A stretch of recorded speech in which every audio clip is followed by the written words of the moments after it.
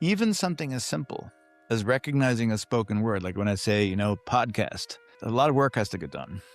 And it has to get translated in a couple of ways. Start off as an acoustic waveform, and you have to be translated into something very weird and abstract, what we would informally call a word. So you have to go from like a vibration in your ear into some kind of code, and then you have to make contact and grab like the correct item out of the bag. So that's one kind of problem. The other kind of problem, though, is that you say stuff. And saying stuff comes in a very different coordinate system, namely one of the motor control. And when you sort of add all the things up, there's actually a pathway of a series of areas that make up a more dorsal stream, go over parietal lobe and frontal lobe areas, that seems really very much involved with transforming things into a coordinate system for output. So like a sensory motor mapping. And at the same time, there's a projection into more ventral regions, the superior middle temporal gyrus and all the regions surrounding that, that seems to be a mapping from sound to meaning. Hey guys, welcome to another episode of Wandering Thoughts. Today I'm joined by Professor David Poeppel. Professor David, thanks for joining us. It's a pleasure to be able to talk to you and to be able to learn from you. I think to begin with, it would be good to tell us a little bit about yourself and about your area of expertise too.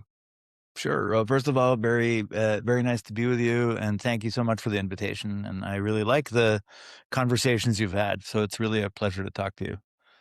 Thank you. So, I am formally speaking, I'm a professor of psychology and neuroscience. I mean, in terms of my title, but I guess what I really am by practice day to day is a neuroscientist. And what I really am is a self-hating neuroscientist. And I self-identify rather more as a cognitive scientist because I study language in the brain. That's my main interest. And by and large, I think what neuroscience has contributed is not so amazing. So I think neuroscience is cool, but I think cognitive science is very cool. And my job is to try to figure out what seems extremely easy and natural and automatic and sort out why it works at all. So my background is very all over the place. I never wanted to be a scientist at all, actually. I wanted to be a theater director. That was really my passion. And I couldn't get that job, so I needed to fall back. So I went to graduate school to study neuroscience. And yeah, I worry about linguistics, brains, cognition, psychology. So whatever works. Okay. So it's interesting if you could tell us a little bit more about when does neuroscience end and when does cognitive science begin, and where is the overlap too? I mean, it's a good question. I mean, it's a little bit silly to spend too much, energy that we often spend on, delineating things and naming names. I mean, these are very difficult scientific problems, and you kind of just do what you do, right? I mean, you do your best to try to figure it out. But in neuroscience, there is, of course, a primary emphasis on studying brains from, the implementation point of view. Right. So we look at the actual neural tissue, and we have, of course, in the last few decades, amazing new techniques. Obviously, the most widely discussed are the neuroimaging techniques because they look cool and they were sort of yielding remarkable things early on. Now there's a lot of enthusiasm for intracranial recording, right? So stuff that happens in patients that have to have mapping of the brain prior to surgery or during a surgical intervention. So the resolution is getting very good, better and better. So the spatial resolution is good. The temporal resolution is good. My complaint is really more that what's not so good is the conceptual resolution. So the machines are good, but our ability to ask questions in a fine-grained and good way is still kind of behind. And it's because we've often in the neuroscience, from a neuroscience angle, focused much more on the kind of implementation first perspective. Let's just characterize how the brain's organized, and then maybe a interesting explanation of how some behavior works will fall out. And I don't quite see it that way. And I don't think that that's so Obviously, we want to understand the implementational level of description, how cells work, how intracellular things work, and ensembles of cells, and so on and so forth. But a very careful characterization of the domain seems absolutely essential. It seems to me very weird. So suppose you have some friend or some kid or a nephew or a niece, and the kid says, I really want to learn something about language. Where would you send them? Not to a neuroscientist, right? You would send them to learn the language or to linguistics or to learn a specific language or cognitive psychology even. So there's, in domains of behavior and cognition, we still know much, much more from the point of view of sort of theoretical characterization, behavioral characterization, computational characterization than we do about the brain. Now, that doesn't mean we don't want to do it. It just means that we very often massively overstate our case in the spirit of, frankly, we know very little, right? So we don't even know how you recognize a word. So we should be very, very modest. Interesting. So I didn't do a deep dive, but I tried to look at a little bit of your work, and I came across your model, specifically the dual stream model of language, and I would like to understand it. Yeah, yeah, no, I mean, so that's, certainly, in terms of just numerically, probably the thing that my colleague Greg Hickok and I developed and that we're both most well known for. And so we grew up, its motivation is very straightforward. We grew up, when we were in, grad school in the early 1990s, the concept of how brains organize language as a cognitive system was still very much dominated, as it still is in many corners, by 19th century neurology. Right. So the concept that everybody has seen in a textbook is there's a Broca's region, and it's somewhere in the left frontal lobe, and then there's a Wernicke's region somewhere in the posterior left temporal lobe, and then there's a bunch of wires in between. And that was sort of our notion of brain and language. And it really goes back to 1860s and 1870s. And amazingly, right, that has been an extremely robust and resilient model. It's pretty interesting. And it was in some sense the first kind of serious model of functional anatomy of any domain, right? So when Broca identified sort of cortical regions that selectively damaged certain aspects, complicated parts of behavior, it was pretty amazing in its historical context too. And then it sort of slowly added. It became kind of the standard model. There's a standard dominant hemisphere. In most people, it's the left hemisphere. And there's a few blobs, and they somehow are connected. And that really continued for well over 100 years. And you will, still many textbooks in neurology and neuropsychology sort of trot that out. Now, that model, which I have to say is extremely impressive, and I am extremely fond of it, but it's also, of course, kind of massively underspecified, right? So from a biological characterization point of view, you say, look, here's a bunch of brain, and over here there's a bunch of brain, and then there's a bunch of wires between them. Okay, that's good, that's nice, but what is it actually doing? How is that supposed to explain things?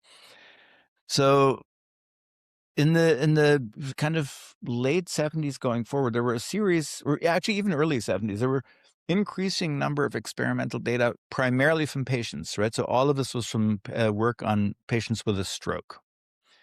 And the story just didn't add up so well, right? So I said, well, actually, I have patients who have a lesion in the left inferior frontal gyrus, and they are actually pretty good at speaking. They have this other deficits, but they're not supposed to be good. They're supposed to be, have aphasia, or ephemia, or something like that. So the whole picture started to get kind of muddier and muddier. And my friend and colleague Greg Hickok and I, we were at that point sort of growing up in that literature, and at the same time reading a lot of the patient stuff, because it's absolutely fascinating and amazing literature, actually, like the very weird and peculiar brain injuries that people have. And also being kind of sensitized to the first results in brain imaging, right? So functional imaging started, in some sense, in the late 80s and early 90s. So for some years, it was dominated by positron emission tomography, right? So there were a lot of PET studies on processing language, and then, of course, in the early 90s, fMRI came online. It was sort of revolutionized things. And that was very different. For the first time, you could sort of make measurements of people doing some tasks. And when you started to put the whole thing together, there were things that just didn't add up. And Hickok and I spent a lot of time sort of incrementally trying to make progress on this issue, trying to figure out, well, what is a credible modern neurobiology of functional neuroanatomy for the linguistic system? And so there were two kind of big strands of argumentation that we pursued. One, which did not win us any friends. On the contrary, we were considered like ridiculous people, was kind of a rehabilitation of the right hemisphere. So we spent a lot of time arguing in our first paper, I think it was in 2000, saying that actually, turns out that the right hemisphere plays a really pretty crucial role, in particular for speech analysis, spoken word recognition, and so on. And when we first tried to publish that, we were still pretty young, right? We were sort of, postdocs or assistant professors, and people thought we were pretty ridiculous. And how could we possibly think such a thing? It's been established for decades. And so we were like, we took one on the nose and we had our feelings hurt, obviously. But, we survived and we pushed along. But that was one strand of argumentation, sort of trying to figure out, well, you do actually have two hemispheres, and they do seem to contribute. Both the lesion literature and the imaging literature were very clear in that regard. Then a second line of argumentation sort of came from an intersection of thinking about it as a cognitive science problem and a neuroscience problem. And here we were very influenced by what was known in vision. Right. So in vision, the organization of the kind of visual system is organized in multiple streams. And that was, very prominently kind of described by Leslie Ungerleider and Mort Mishkin, and for example, based on lesions in rhesus macaques and so on. So there's a dorsal stream that seemed to be implicated more in things like, motion perception or, high contrast sensitivity and fed by one class of cells. And then there was a more ventral stream, seemingly organized more for object recognition and things like that. And that was actually very, we took those courses and we were like, wow, that's pretty interesting. That's really taking a computational problem and subdividing it into certain routines that you have to do one way or the other. You can't blow it off. So we actually more or less adopted and adapted that idea. And we, and based on the literature of imaging, lesion, and also just kind of the cognitive science of speech and language. And the idea was that, in fact, even something as simple as recognizing a spoken word, like when I say, podcast, a lot of work has to get done. And it has to get translated in a couple of ways. One of it is you start off as let's say, just an acoustic waveform. And you have to be translated into something very weird and abstract, what we would informally call a word. Now, there's no technical notion of word, right? So that's a very informal kind of folk theoretic notion. But you do make contact. So you have a bunch of words in your head, right? So you have, let's say, somewhere between 10,000 and 100,000 words stored. So you have to go from like a vibration in your ear into some kind of code. And then you have to make contact and grab like the correct item out of the bag. So that's one kind of problem. The other kind of problem, though, is that you say stuff. And saying stuff comes in a very different coordinate system, namely one of the motor control, right? So it's joint space, motor control space. So it seemed like, well, there are two very different kind of tasks that you have to solve, namely a mapping towards a motor space or like a sensory motor transformation. On the one hand, you have to be available in a code that allows you to speak. But you also have to be available in a code that allows you to make contact with meaning and putting things together. And when you sort of add all the things up, it sounds like, well, okay, so there's actually a pathway of a series of areas that make up a more dorsal stream, that go over, parietal lobe and frontal lobe areas, that seems really very much involved with transforming things into a coordinate system for output. So like a sensory motor mapping and many other things, but certainly that's one function. And at the same time, there's a projection into more ventral regions, into, let's say, the superior middle temporal gyrus and all the regions surrounding that, that seems to be a mapping from sound to meaning. So there's a mapping from sound to motor and a mapping from sound to meaning.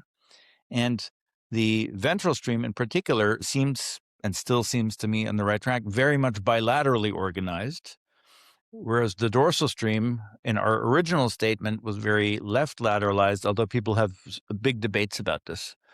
And it may also be bilateral. So we took the traditional classical model, which we have greatest admiration for and still has, extremely interesting, fascinating clinical utility, but it's underspecified biologically and it's underspecified neurally.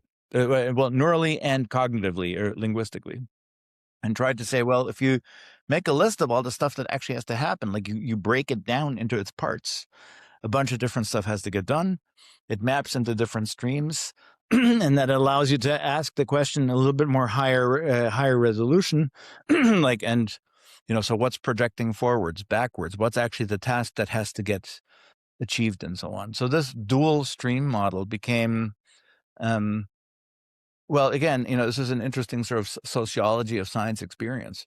When we initially wrote about this, most prominently in two papers in 2004 and 2007, and we were we were sort of, again, looked at as, kind of young cowboys with no proper respect for the literature. No, you were not doing anyone any service. So we were kind of pissed off, and we took a lot of shit. But then it became more, considered a not crazy hypothesis. Clearly it's wrong, but hopefully it's wrong in an interesting way, right? And so people began to think about it and use it and say, well, this part may be right. And so it became more traditionally and then later now, it's like much, 20 years later, people think of, oh, that's the old school, that's like the old boring thing from 20 years ago. So Greg and I was like, well, we never had it. When were the good years? First, we were thought as ridiculous, and now we're thought of as old. So where was the sweet spot? Like we want a sweet spot in the middle. But it was, I think, so it connected to lots of other, so it connected to other sensory systems, in particular the visual system. It connected more in a more systematic way to sort of subroutines of language comprehension and to some extent production.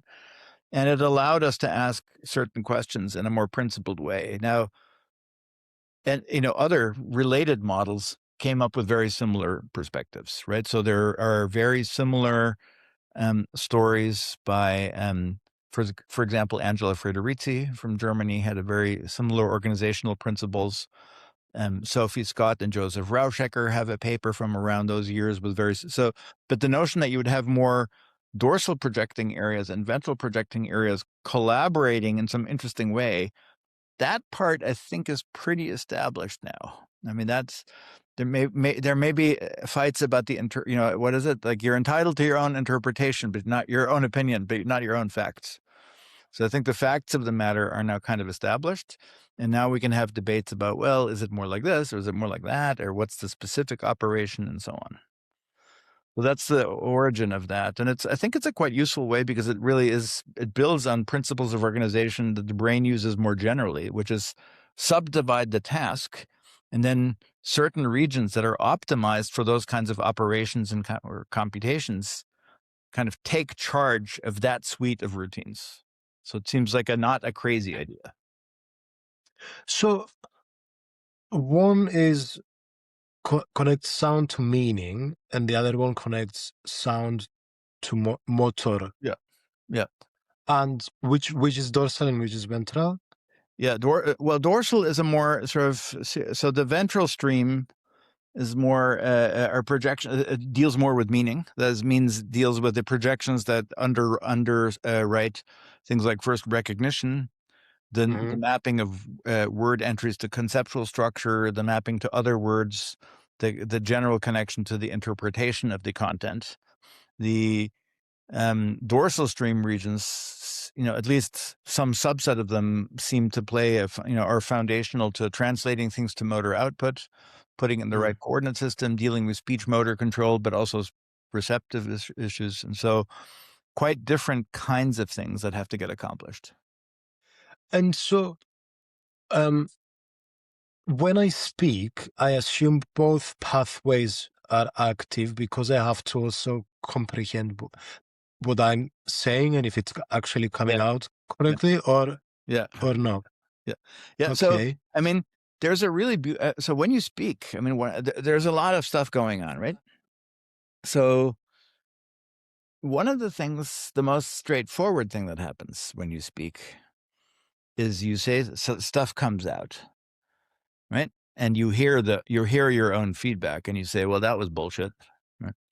Mm, And that happens at multiple scales, right? Individual sounds, syllables, words, and then the content itself. And then you can say, "Oh my God, I can't believe I said this. What nonsense." mm, Um, so that's a sort of straightforward way of establishing that there's kind of monitoring of yourself, and that's mm, been studied for a long time, and they're elegant experiments.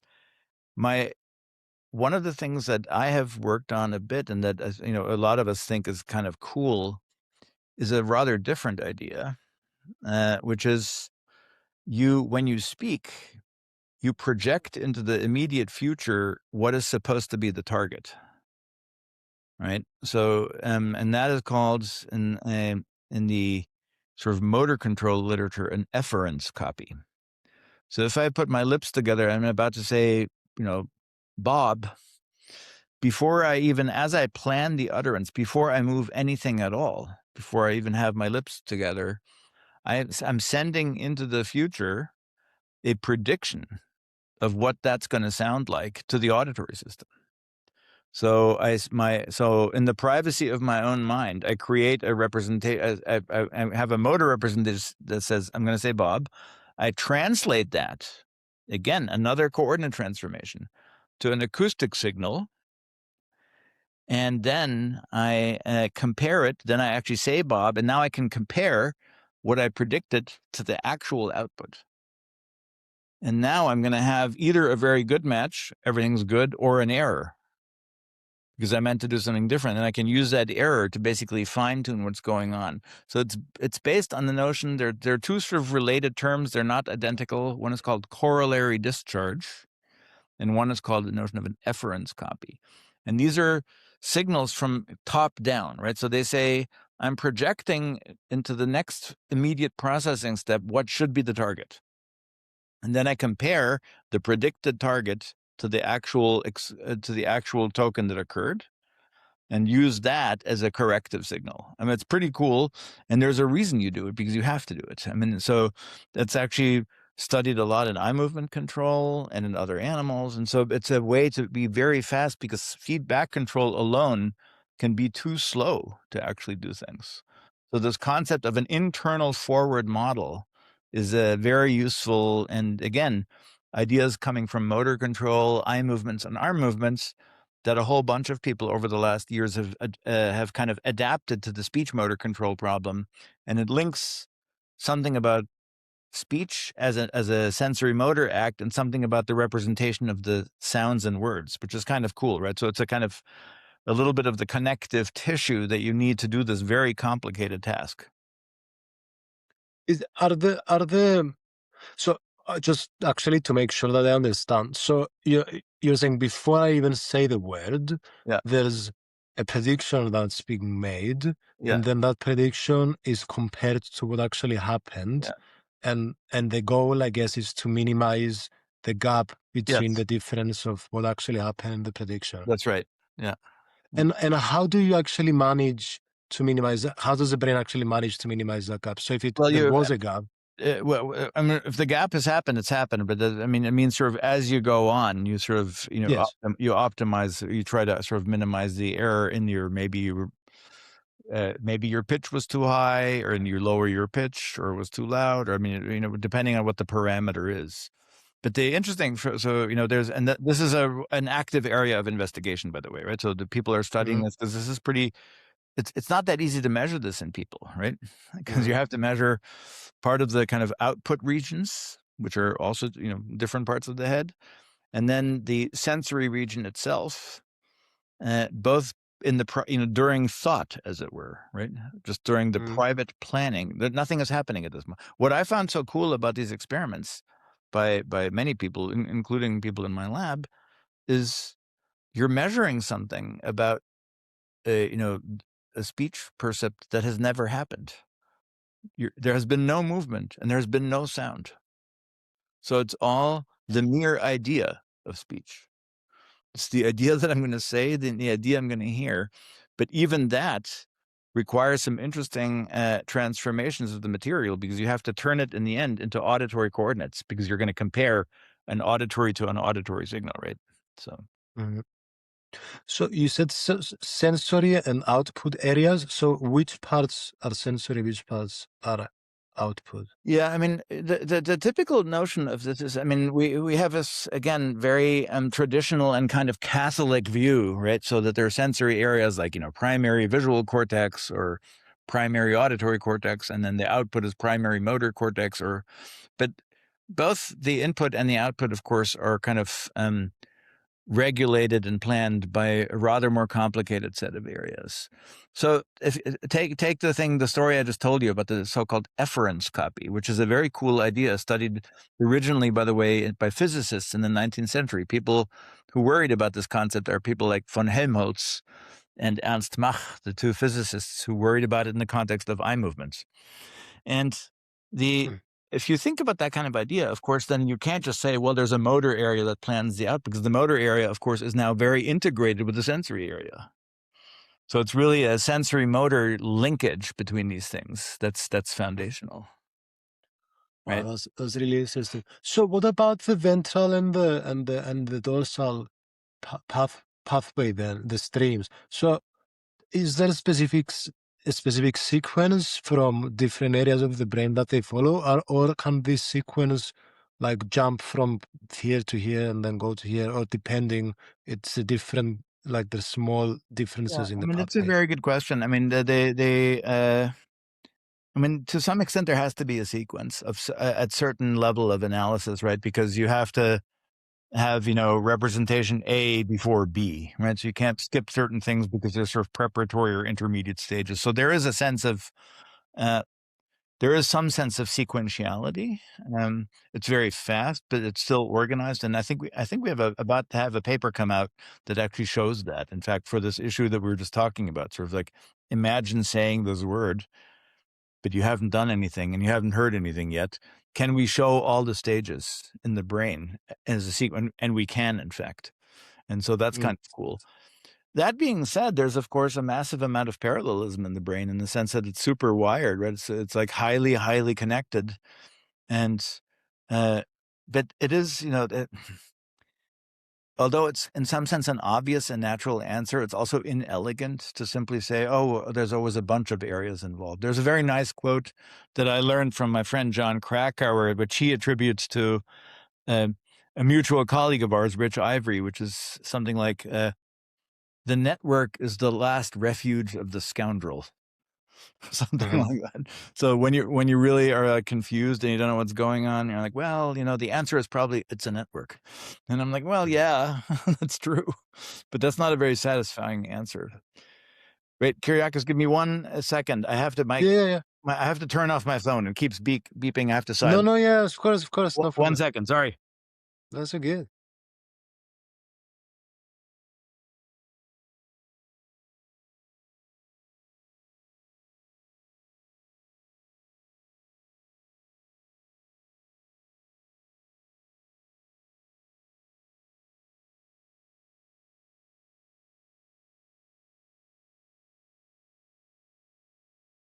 Sorry, I forgot to turn off the That's phone, and it just kept beeping.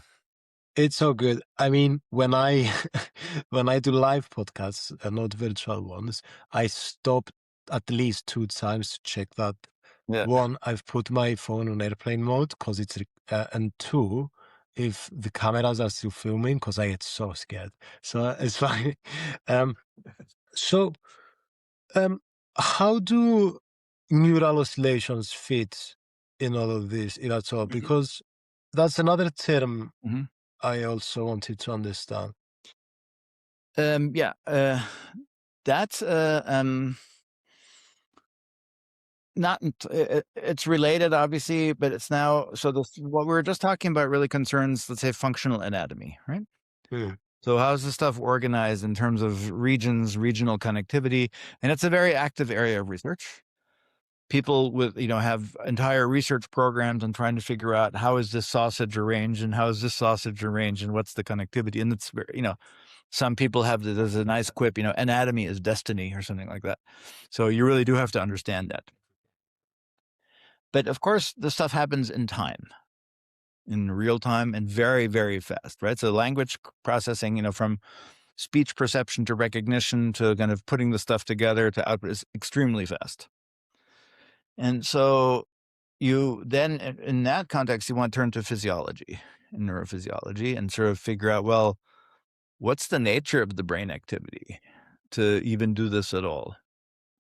And so there's a whole bunch of ways to think about this. Again, traditionally, remember that there's certain stuff about neural coding, for instance, that's very difficult to do in human brains that really comes from animal research, right? So if you stick an electrode in a brain, let's say a rodent or even a non-human primate or something like that, or a bird, you can, you record the brain activity with, of a particular cell or a small ensemble of cells with, optimal temporal resolution.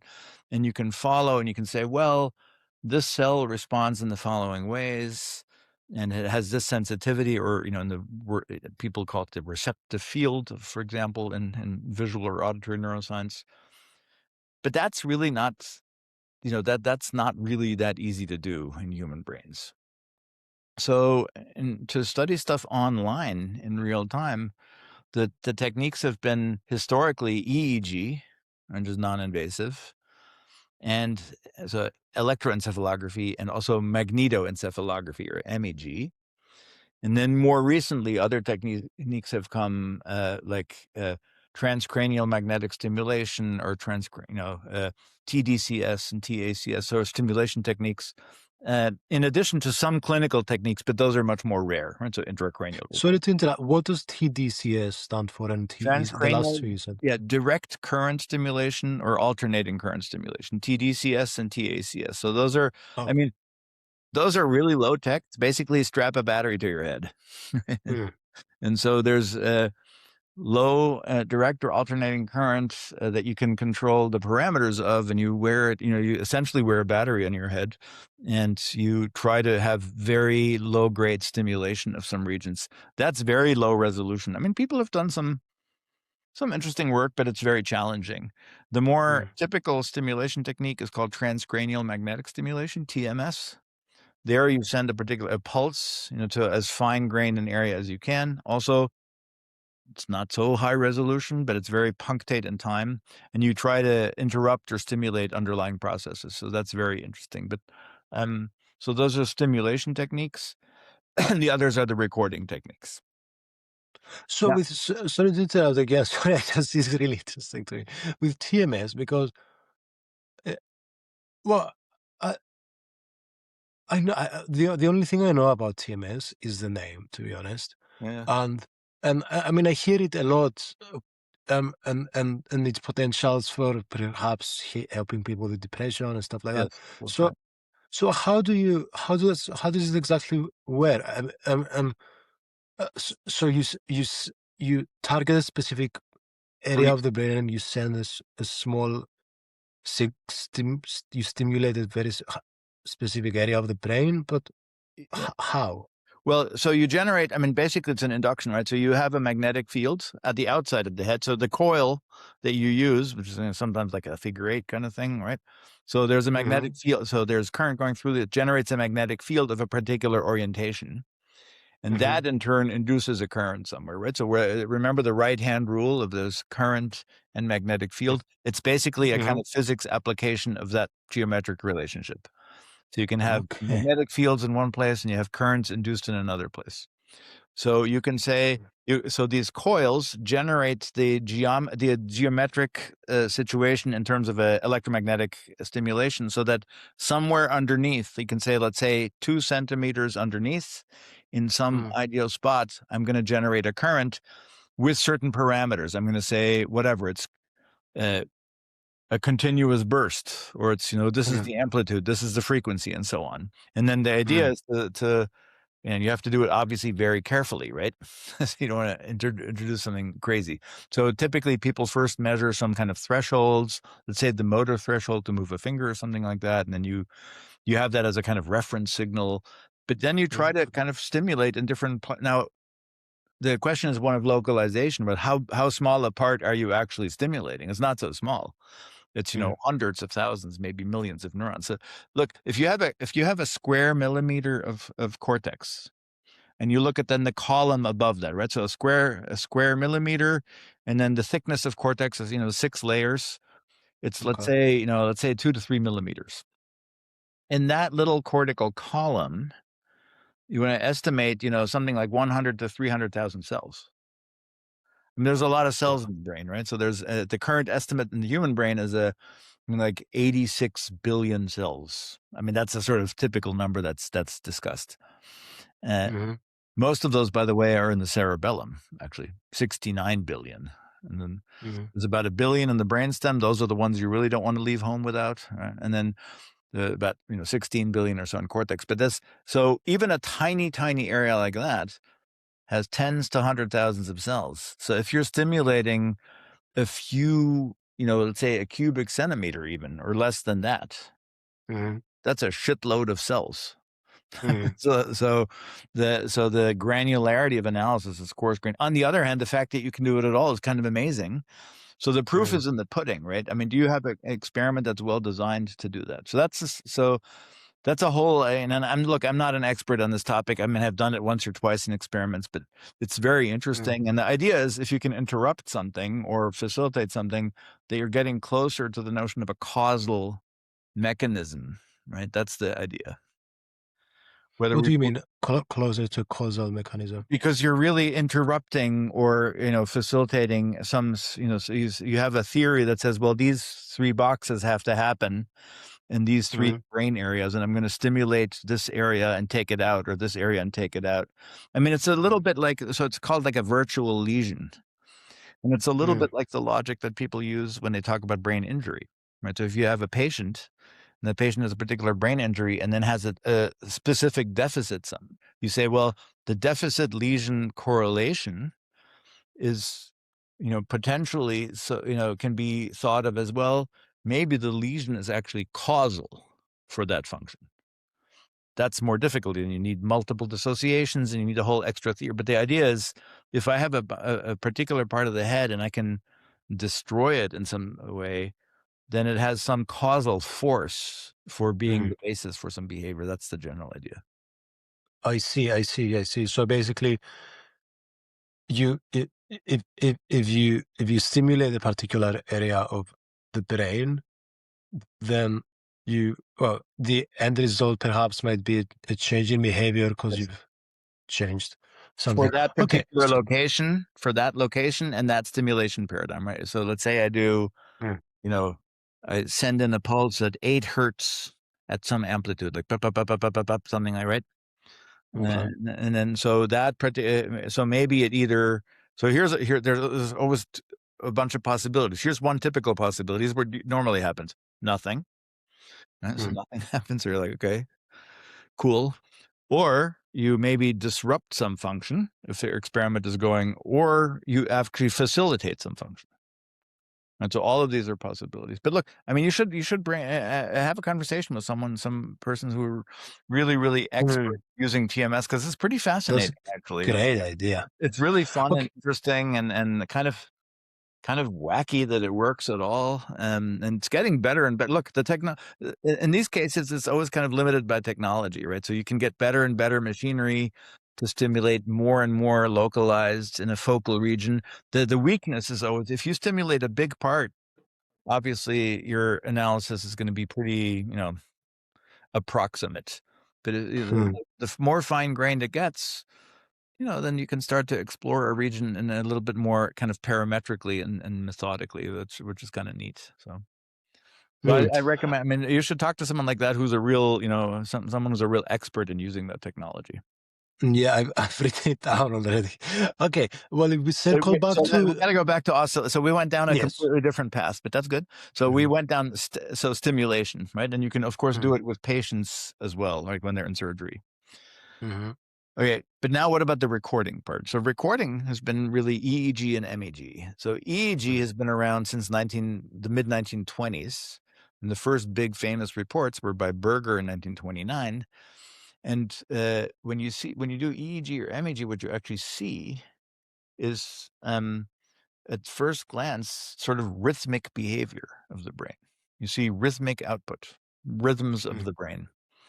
And that was pretty amazing. That was already shown in the 20s and 30s. And of course, we don't, understand exactly what's going on. But I mean, literally what remember the very first experiment with EEG was people open their eyes, close their eyes, open eyes, close eyes. And you saw this rhythm, the so-called alpha rhythm, about, somewhere between 8 and 12 hertz going up and down and up and down, this giant rhythmic signal that you could see with the naked eye when people are doing that. So obviously, when you see that, you're like, shit, I should do more of that. So then it became sort of one strand of neurophysiological research for many years. There's a sort of tradition, not it's I would say the minority tradition until the last years of looking at rhythmic brain activity. And so these rhythms are generated in different ways. There's a whole literature on the biophysics. And people have worked in some detail on, well, what does the local circuitry have to be such that the output of that group of cells looks like a brain rhythm, right? So it looks like some from far away. So people have worked on the biophysics of this, and there's a whole bunch of signals. They go from very low frequency to pretty high frequency, and they have these characteristic names. The biggest one, the original that was seen, is called the alpha band because it's between 8 and 12 hertz typically. Then obviously you have to since you have to go with Greek letters, so then you have the beta band, the gamma band, the delta band, and so and those cover certain regions, and they are you know pretty easy to measure and pretty easy to find. But then there has been a long and vigorous debate about the function of these brain oscillations. Now, in and that continues to be, by the way, it's a very, very active in literature, and so I too have dipped my toe in that and have tried to stimulate quite a bit of that stuff. And so the idea is the first so one of the ideas is, well, what are the functions of these things? I mean, they're not carrying, so one of the things that an oscillation is, if so it's like an excitability cycle, right? It says, okay, more excited, less excited, more excited, less excited, right? mhm, And it modulates something, and if it modulates something at certain time scales, at the very least, it gives you some kind of information about timing, some kind of periodicity at a coarse scale, right? So if you have things that happen that are this kind of chunking, uh, an oscillation is a useful mechanism to do that. Slower things might give you bigger chunks, faster things might give you small chunks, independent of the information itself, right? Because maybe mhm, this is in the visual system, maybe it's in the somatosensory system. So over the years, some of these have become very deeply, so replicated many times and have become sort of the infrastructure of research. One of them is really the alpha rhythm, which is, discovered in eyes open, eyes closed in the 1920s, and one that has been studied extensively by many people, including actually my NYU colleague, very brilliantly, Yuri Buzhaki, who has written a lovely book about this called Rhythms of the Brain. Um, and this is called the theta rhythm. And the theta rhythm is a kind of more low frequency. It's typically, you say it between, let's say, 4 and 8 hertz, something like that. So 4 cycles to 8 cycles per second of excitability up and down. And you can see that at many different levels of biological analysis. You can see it in cells. You can see it in groups of cells. You can see it extracranially in an EEG or MEG signal. So it's a kind of ubiquitous signal. And of course, when you see something that much, then you start to say, like, well, is this just noise? Is it just some kind of epiphenomenon, or does it have some serious meaning? Is it a big thing? And so that is where things really took off, and in all of neuroscience, and in the case of the speech and language domain, I would say about 20 years ago. So just to make sure I understand. So when it comes to a neural oscillation, let's say the example with the eyes closed, eyes open, Mhm. and you produce its rhythmic pattern. Yeah. So with the EEG, is how how does an EEG work? Do you like put is it across the brain? Is it in a specific area of the brain that Yeah, you very have no, to very good in? question. I mean, this is one of the really, one of the uh, really great things about EEG and MEG is that they're completely non-invasive, right? Nothing Mm, penetrates it, so that's good. You can have your kid do it. One of the not great things is, of course, it's spatially completely underspecified, right? So it's a signal mm, that's mixed from everywhere. So you have to do a lot of work trying to figure out where is this coming from, and that's a whole industry, actually. These are so-called inverse problems, right? So you record something at the surface here or at the surface over here, and then you have to kind of calculate, well, what's the underlying source such that the activity is here at the brain. And so in the case of EEG, you have an electrode, you glue the electrode somewhere, and nowadays you use, let's say, typically 32 or 64 electrodes, even more. So you have some electrodes, and then you record a signal, and you have a reference electrode. Often, let's say it's some electrodes mm, behind your ear or something like that. So you mm, have electrodes that, and what you're measuring is a voltage difference. So the electrode and its reference. And you measure with whatever is your sampling rate, the voltage change over time. Right. So you just have, and then so let's just take one. Let's say I have one right in the middle of my head here. Here's my electrode, and I'm referring it to, some reference electrode back here. And mm, and all I'm hearing is ba, ba, ba. And I'll mm, see probably in that electrode up here, something going up and down. Uh, uh-huh, Now, the tricky part is, well, where is that coming from? If I have an electrode in the middle of my head, that's pretty nice, but I happen to know for other reasons that my auditory system is in the temporal lobe over here. So why is the signal that I'm seeing over here? Well, that's because actually electrical signals have some nice linear properties, but they also, of course, mix together in complicated ways when it goes through all these different layers. So a signal that originates, for example, here in the temporal lobe can end up looking really big up here. mm, So on the one hand, you have very good temporal resolution. It's totally non-invasive, and EEG, for that matter, is actually not that expensive. On the other hand, you have a real huge problem trying to figure out where the signal is coming from. So the mm, spatial resolution is maybe, if all goes well, on the order of a cubic centimeter, with something like MEG. mm, What you see, so you see time varying waveform, right? So you see mm, voltage over time go up and down. mm, That's the signal itself. mm, Now, so let's say you have a bunch of electrodes over your head, including over the back of your head, the visual cortex, right? The occipital lobe. mm, Now I say, like Berger did in the 1920s and published in 1929, open your eyes. Okay. So when you open your eyes, you see this brain rhythm get smaller. mm, Now I say, okay, close your eyes and just relax, do nothing, close your eyes. You close your eyes, and the alpha rhythm gets bigger. You can see it up and down, up and down. Now open your eyes again. Okay. Get slower again. So mm, it's smaller. So you can see that was the first sense of, oh, there's actually a relationship between oscillatory brain activity and some kind of very basics. In that case, they said, well, maybe it's about, attention or relaxation or the overall global state or something like that. Right. So it's a very high order state. But so that was a very impressive finding. And then since then, for the last 100 years, people have done an immense amount of work with different techniques, from single cells recordings in animals to EEG and MEG recordings in people. to try to characterize neural oscillations physiologically and then try to relate them to function. Just as in the anatomy case, you try to figure out, well, which part is doing what, right? Where in the car am I? Where in the engine?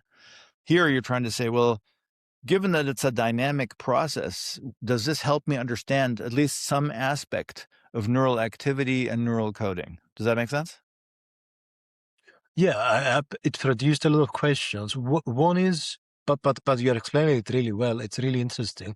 So, does the increase in voltage mean? Does it always mean excitation? No, no, no. No. I mean, the relationship between the voltage you see at the surface, or in the Yes. case of MEG, you see basically magnetic flux, right, over Hmm. time, um, is not actually. It's a complicated relationship to the underlying biophysics. It's not necessarily, this is excitation or inhibition. Mm. So that would be that would be nice if it were so easy, but the biophysical relationship between the details of the underlying neural circuitry. And I Hmm. mean, there are models for this, right? So there are people who work on exactly, okay, I have here the brain activity, and here's the organization of my cells, and here's the current flow. And Hmm. okay, how would it look at the surface? Would this be more, how is the negative and positive relation activity here related to the biophysics underneath, and so on? So that's a whole Hmm. field of research of understanding the biophysics of these extracranial signals. So it's a complicated relationship, but what you're trying to do is figure out, well, why does it happen, and does it do anything? So let me Hmm. give you sort of the reason. So one of the things that I have worked on, and that was one of, let's say, my contributions to this literature, Hmm. is so I have two ideas. I had two ideas about this that I've worked on. I mean, one idea I think is probably wrong. I think but it turned out to be quite useful to think about. That has to do with lateralization of function. Hmm. And so my idea, so one of the things in speech perception and in auditory perception more generally, that is just a fact about the system, is that it's always bilateral. Unlike the traditional notion, one of the kind of basic facts that really is true. This is this description of the data, right? Not an interpretation. Is it's bilateral in the auditory system in the temporal cortex. So that's just how the thing is organized. Now, then you have to ask yourself, where I ask myself then, well, is it doing the same thing? I mean, if I have this and then I have the same thing over here, that seems a little weird. I mean, maybe you should have some kind of specialization because we have notions of asymmetry in the brain and so on.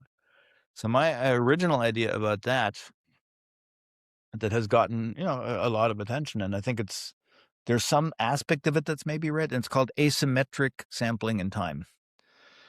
So my idea was that what neural oscillations actually reflect is some kind of temporal integration constant or sampling rate, right? So it says I have some input signal, like the input signal is you and me having a conversation. That arrives in my early auditory cortex. And then I actually analyze that signal on multiple timescales at the same time. So I analyze in, one a more rapid signal. So I resample the signal very quickly, and that's reflected in a rapid oscillation, let's say in the low gamma band, for instance. And I concurrently, in a different part of the brain, a different hemisphere even, analyze the same signal at a much coarser, bigger scale. In this case, I said the theta band.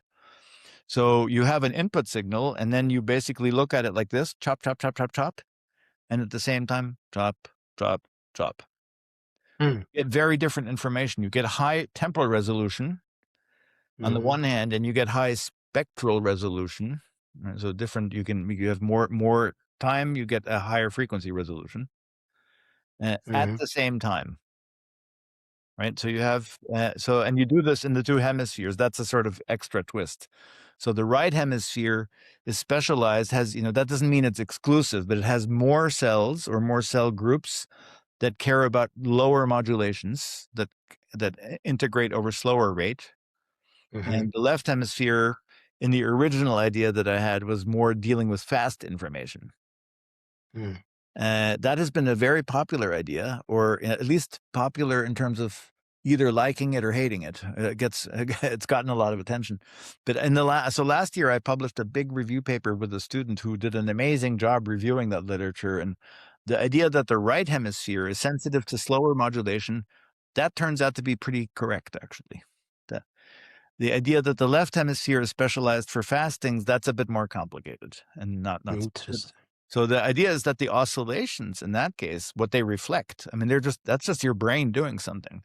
But its consequence, its functional consequence, is that on one side, it's like a sampling rate, right? It reflects underlying operations that happen at a quicker time scale versus operations at a slower time scale. So you have like a multiplexed analysis of the signal in the auditory system, and the implementation of this multiplexing is by oscillations. So that's one idea, and that's a Wow. pretty popular. It's called asymmetric sampling in time, and I think I think that part of it, or I think it was a useful hypothesis because it got people to think about it and argue about it and fight with me about it.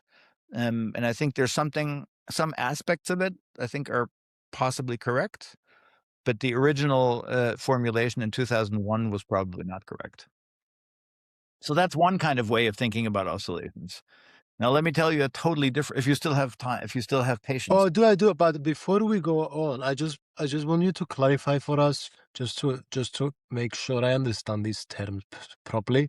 When it comes to temporal resolution, spectral resolution, and Mhm. spatial resolution, you said EEG is relatively inexpensive, and it has, if I'm not mistaken, you said it has bad spatial but good temporal resolution. Yeah. Can you explain to me a little bit the definition? So, what does temporal mean? Spatial, from the side, is like in the what space in the brain, kind of. Yeah, exactly. I mean, so spatial resolution is just, how small a thing can you see and how small a thing can you tell the difference, right? Oh, So, okay. the 2-point, spread or something like that. So now temporal resolution has to do with how fine a signal do you see in the time domain, right? So things happen over time Mm, and change dynamically. And this has to do with notion of like sampling rate. mhm. Right. Let's take a CD, a classical, well, you're a young guy, you probably never listened to a CD. You only listen to Of online. course, I listen at You're CDs. like, "What's a Well, I CD?" used to anyway. Okay, so a CD, a typical CD that is the sampling rate of that of the sound is 44.1 kilohertz, Mhm, 44,100 hertz. So that's how mhm, fine grained the signal is, sampled and then reproduced on a CD. Uh, in brain signals, we typically sample, at least in the human brain, we record with the sampling rate, for instance, of about 1,000 hertz. So it means okay. 1,000 samples per second. Why do we do that?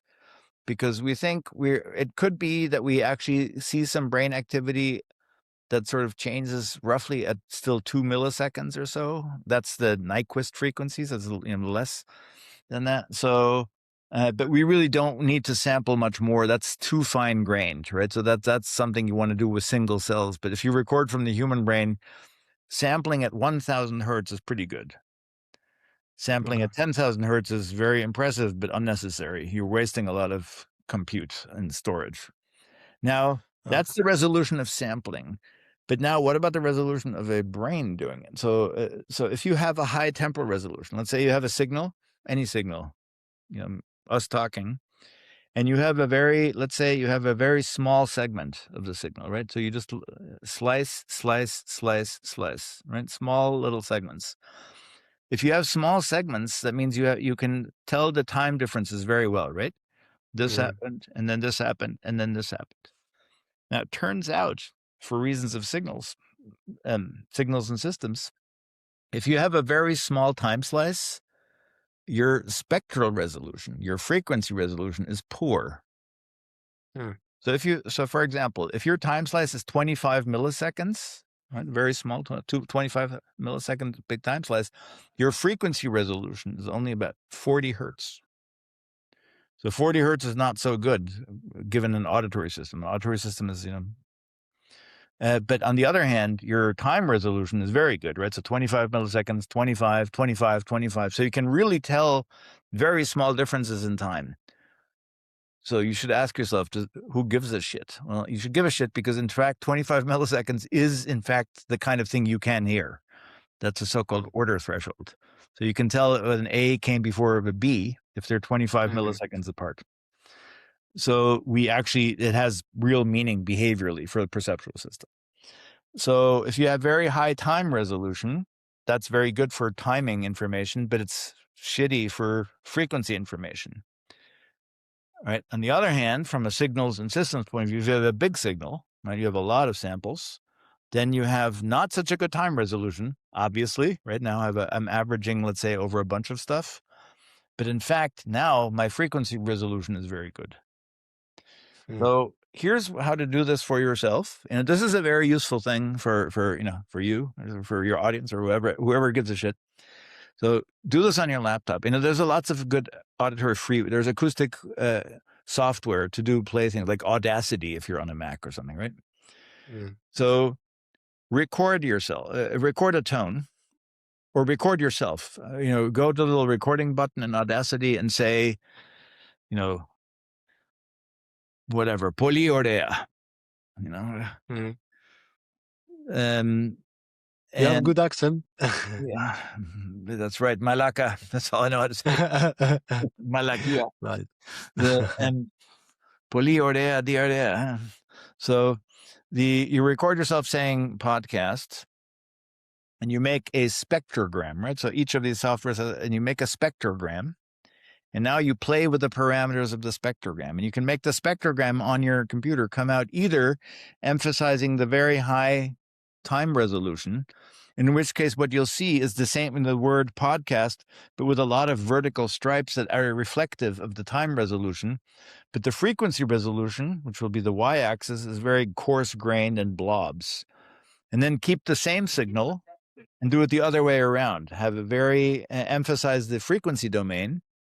Then you will see all the stripes of the different structure of the sound, the harmonics of the sound, in great detail, but the time resolution will be lousy. So the same signal has very different interpretation and gives you very different information depending on how you actually look at it. And the brain, at least in my perspective, does something very similar. It takes the input signal and looks at it from different perspectives, with high resolution or low resolution, in order to get different kind of attributes out of it for perception. So that is the fundamental idea of this asymmetric sampling in time concept. Wow. So before we go to the second thing you wanted to say about neural oscillations, I want to ask, with temporal resolution, so you said when it comes to auditory, we have good temporal resolution as humans. Yes. What was it?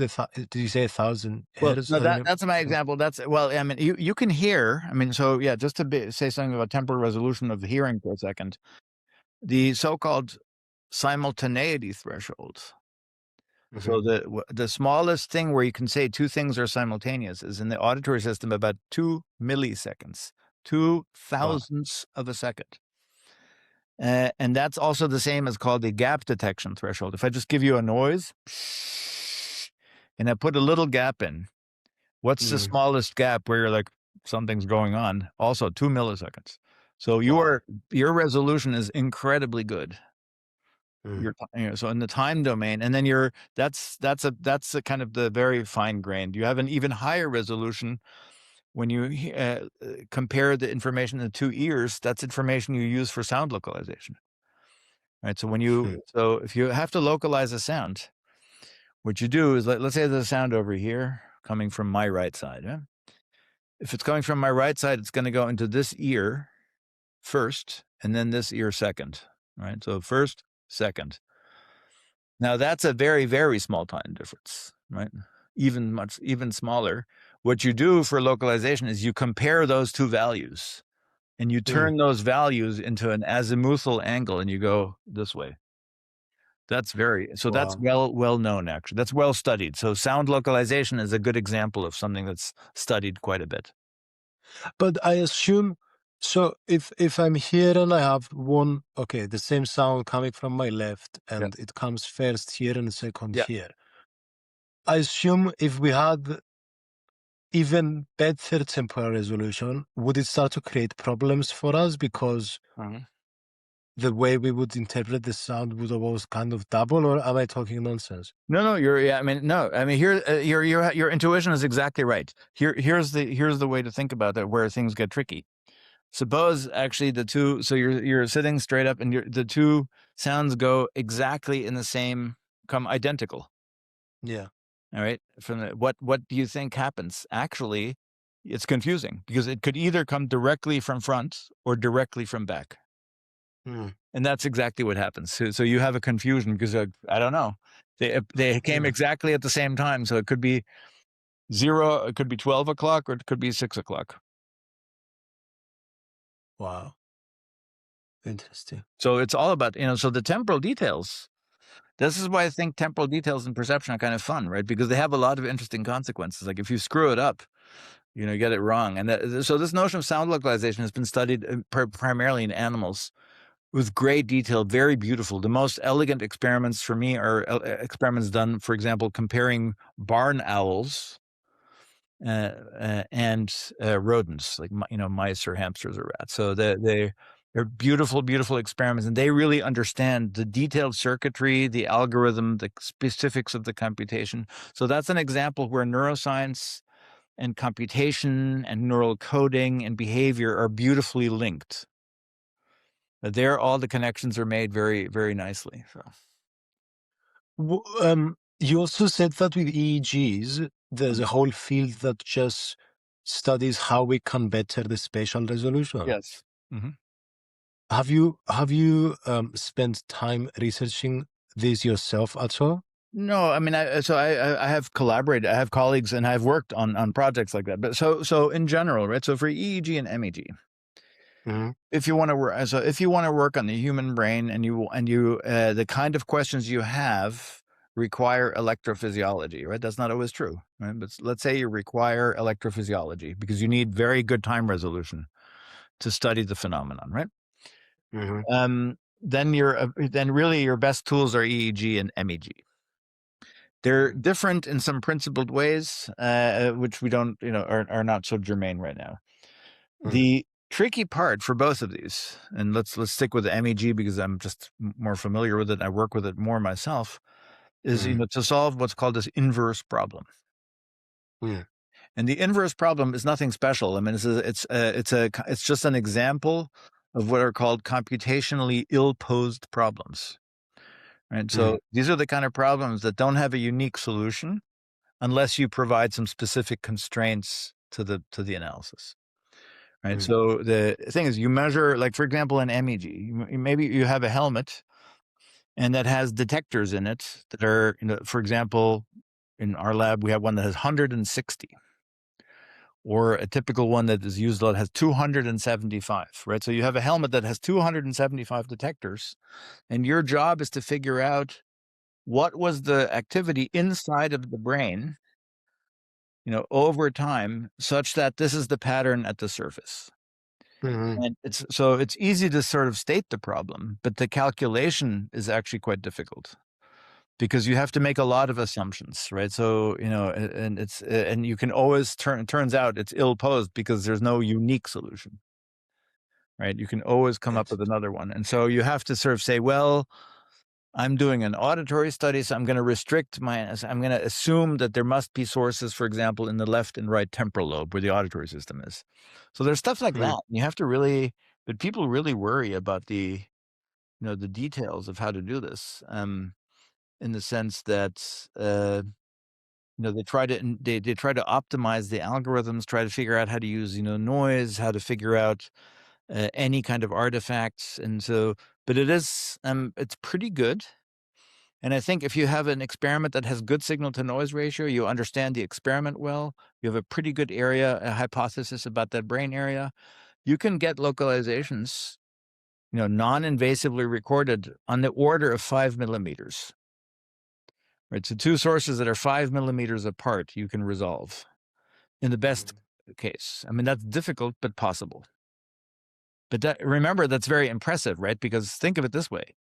Your brain is here, right? Your brain is like the size of 2 fists put together. There's a ton of cells, billions of cells. Let's say you're restricting it to cortex, 16 billion cells out here.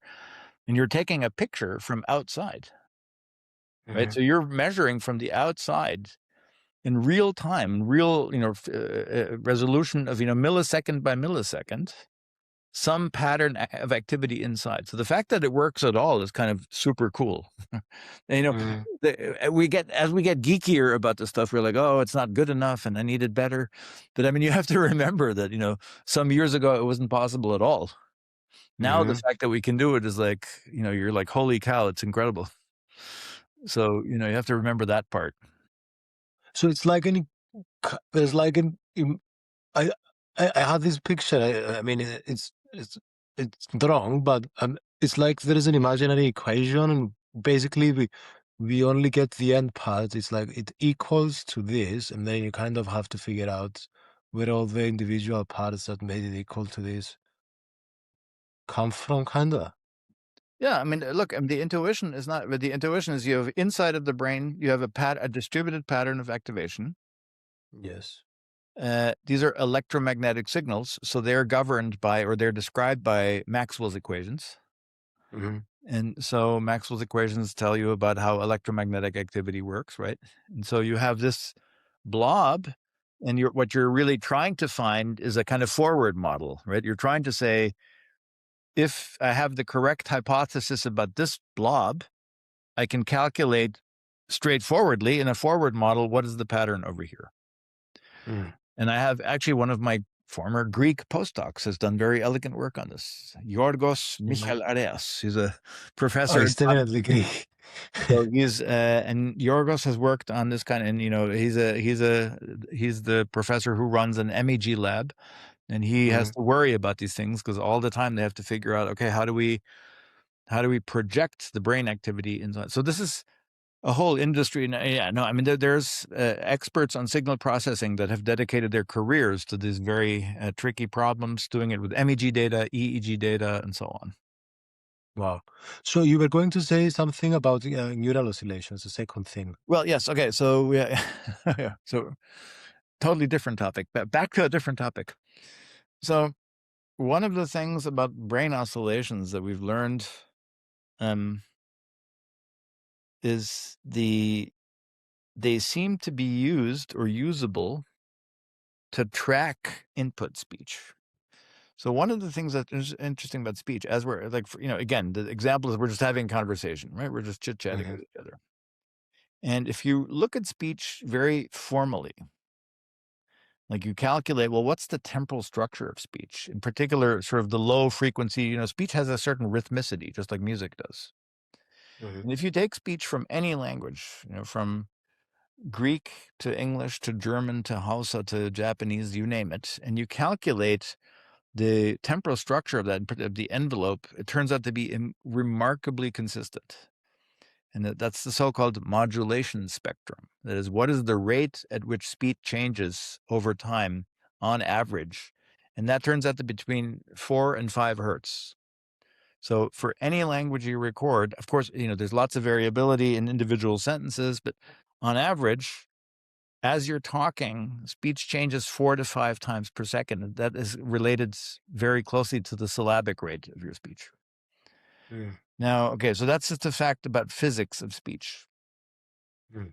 Now, when I stick you in a brain scanner and I just play you stuff, it turns out, and this was a very interesting discovery made in 2007 by Luo, Professor Juan Luo. She was then a graduate student. Now she's a professor at Beijing University. She showed in a very clever experiment that actually brain oscillations of a certain rate, the theta oscillations, like kind of low between 4 and hertz, 4 to 8 hertz, Mm. actually track this envelope. So it's like the brain waves are surfing on top of the speech waves. And so you have the brain activity going up and down, up and down, up and down. And it turns out when you look at it, it's driven by the envelope of the signal. Uh, so that's pretty cool. It means that the brain is it's called entrainment. It's entraining to the signal. And then there's debates about the details of this. And is it this physiological thing or that, not so relevant. That's for aficionados, basically. But then the issue is, well, what does that do? If it's entrained. So it turns out the entrainment is an extremely useful thing to kind of measure what is the chunk size of the language as it's developing. So, and if you break the entrainment, you will not understand speech anymore. So through many experiments that have been done in many labs, a whole bunch of them from my lab initially, and then many others, was as long as you have good entrainment to the speech signal, you will have good intelligibility or comprehension. But if you break it, and if you cannot entrain anymore, then your comprehension goes down. Now, here's an important caveat. The entrainment, the brain oscillations linking to the speech, doesn't have to be speech. It could be any auditory signal, right? So that's just a mechanism of building chunks of a certain kind. So it's not specific to speech. It's just the brain says, oh, there's something going up and down. I'm going to follow it. I like it. I'm going to faithfully entrain to it. I'm going to track it, basically. But in the speech case, as long as you can track it, you can understand it. If you can no longer track, you can't understand. And that's pretty cool. And you can show it through lots of, so here's a simple experiment. Suppose I make the speech faster, faster, faster, faster. If it's too fast for your brain to track, then you don't understand it. But I can also make it very slow. What if it's too slow? Then you can also not understand it for different reasons. What if I take away the features in the physics of the speech that allow you to track it? Then you can also not understand. So there's lots of little fun experiments that have been done over the years, but it's a pretty compelling story that oscillations in the theta band play a critical role in segmenting speech into kind of acoustic primitives that form the basis for speech recognition. Wow. So about tracking, okay, from what I understand from what you said, we can comprehend things as long as we're able to track them. But if we are not able to track them, we cannot comprehend them. And so you mentioned about tracking, but I got a bit confused. Okay. Yeah. So how do we exactly track? You said we have, let's say, did you say theta and alpha, was it? So there's a relationship between, and presumably not accidental relationship between the physics of the speech, which has this peak between 4 and 5 hertz, which is the low theta band, right? Remember that? That's so the physical signal has a certain distribution. Yes. And then when you hear that, that's just part of your experience. It turns out that the brain literally locks on to these waves. It tracks them directly. Right? How? So it basically, so the cells or the groups of cells say, oh, I'm going to just follow the phase of the signal. The signal goes up, down, I go up, down, up, down, up, down, up, down, up, down. Okay, so they're like mimicking it, kind of. It's technically called phase locking, right? Phase locking. Phase locking. Okay. So that's very cool, and it's used a lot in a lot of different mechanisms in perception and sensory motor processing. And it's a very interesting, it's just one of the tools or mechanisms that you can use to track something. I mean, so look, you can track, there's many ways to track something. And the hypothesis that oscillations do it is one hypothesis that works pretty well for certain things. But here's another one. Every time something happens, there's an edge, right? I go like this, I just applaud. Every time you hear a sound, your brain just registered sound, right? Well, that's also a viable theory. And for some circumstances, that is the better theory. Sometimes it's just what's called an evoked response, right? So there's a something happens, a light shines, or a sound, and your brain just goes, click, click, click, click. But for other circumstances, that theory is actually not so successful. So you have to have both kinds of theories in mind, depending on but tracking simply means you're trying to get as detailed as possible a view of the dynamic change of the stimulus as it's coming inside of you. Remember, everything is fast. Conversation, as I just told you, the mean rate is between 4 and 5 hertz. And in fact, some people speak quickly, and you can get used to more quick things. Like you can listen to your podcast at times 2, right? So Mhm. and you still understand it pretty well, actually, at times 2. Mhm. When you compress it to times 3, things get very, very difficult. And Mhm. times 4, you don't understand anything anymore. But Mhm. so that means you can't track anymore. But so the idea is your brain needs to give you, sort of basic chunks or temporal primitives that you need to look up what is the sound, what is the word, how do they go together, and so on. So there are Well, oscillations at a particular rate, at the theta rate, that are very closely tied to the physics of the signal. Then there are other issues, and there are other oscillations that are much more probably related to abstract properties of the phone. That's a different topic.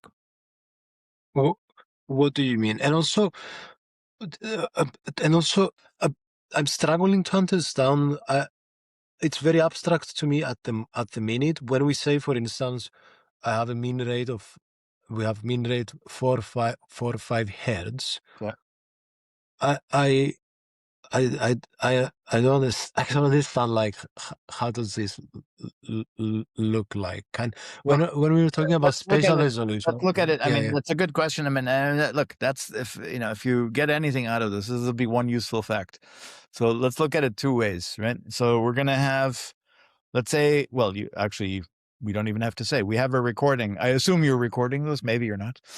So you Mhm, have a recording of our conversation, and you can mhm, get really geeky, right? And you can say, "Oh, I'm really gonna me and one of my friends who's an expert phonetician and linguist and understand.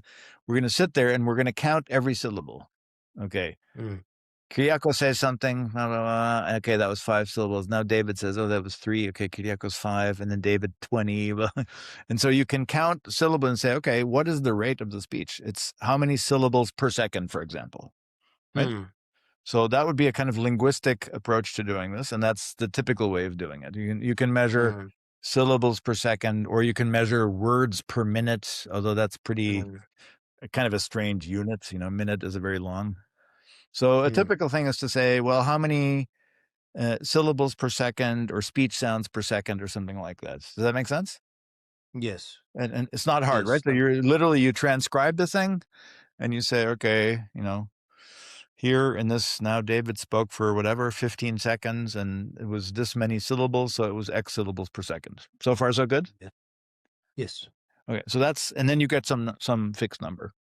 Now that's counting the linguistic units, Mm, right? You can count the syllable. You could also count the phonemes. Right? mm, So, I said, whatever podcast has p, a, d, k, s, t, right? So it has this mm. many phonemes. And you can count the phonemes per second, syllables per second. My favorite is syllables per second. It's the most robust.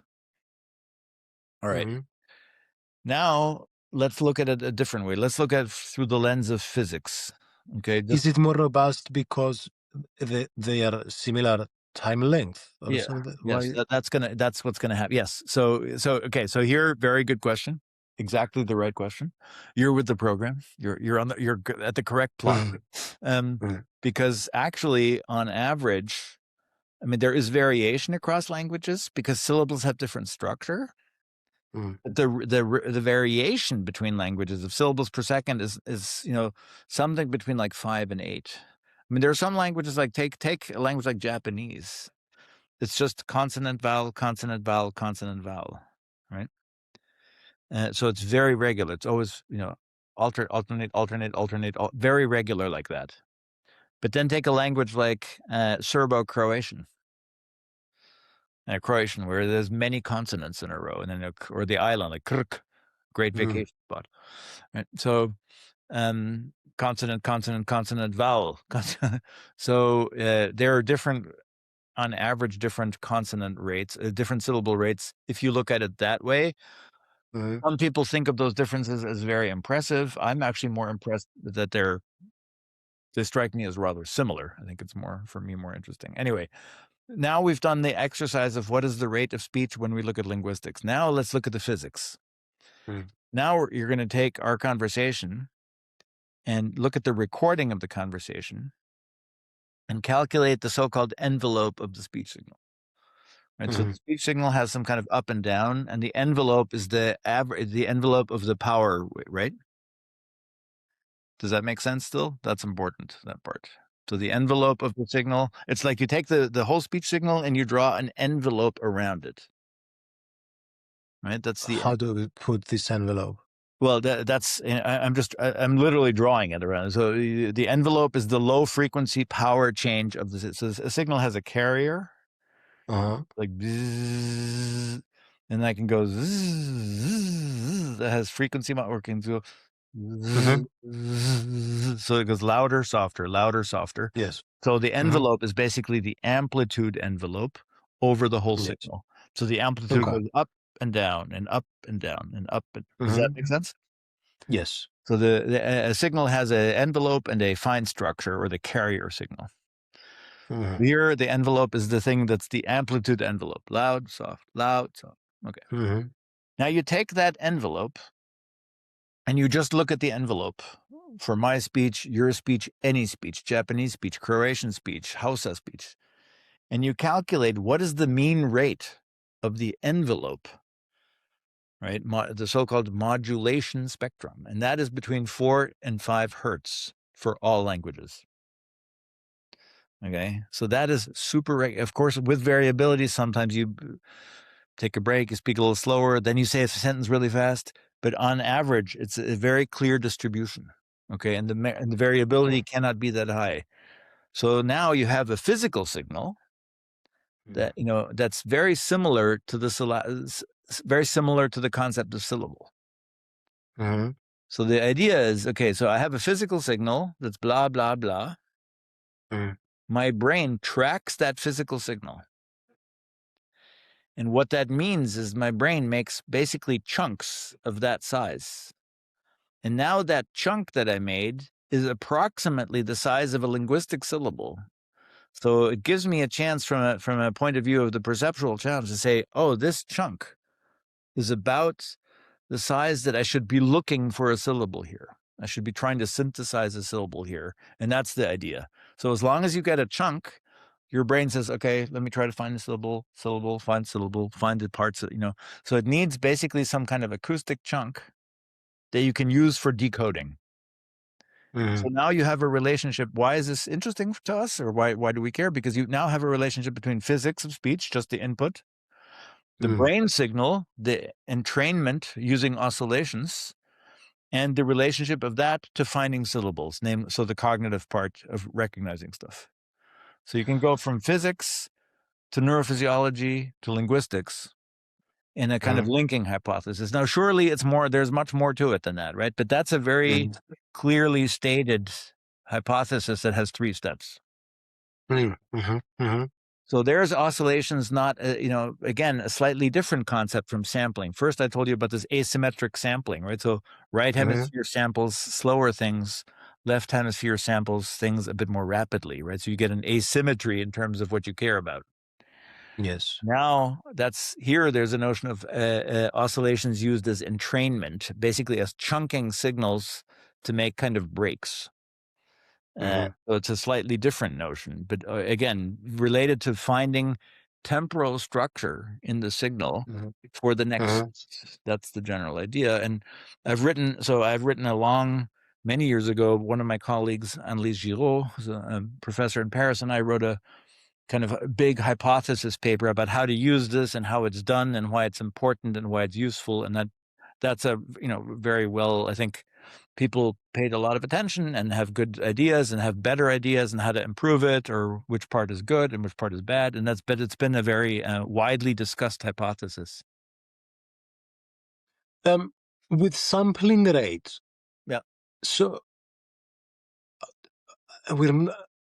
this is all like we're not consciously aware of it, obviously. No. This is all under the hood, right? This is all just stuff that's happening automatically. All you're aware of, if you're aware of anything at all, is the consequences. Yes. So for example, how do you tell the difference between pest and pets? Those are 2 words, right? Very made up from the same parts. but one is the S is before the T and the other one's the T is before the S. That only works because you have the right resolution to get each part in the correct position. Mm.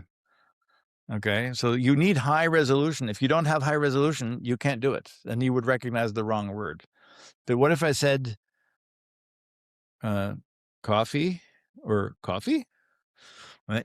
Mm. The one you can tell the difference and more modulation because you have a longer sampling rate. Or I can say, actually, let's use the same word, pest or pets.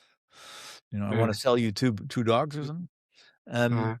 that only works because I have long enough a sample to be able to analyze the small variation, the prosodic variation, to get the right signal out. So that's a slightly I different approach. I understand the difference between pets and pests. Yeah.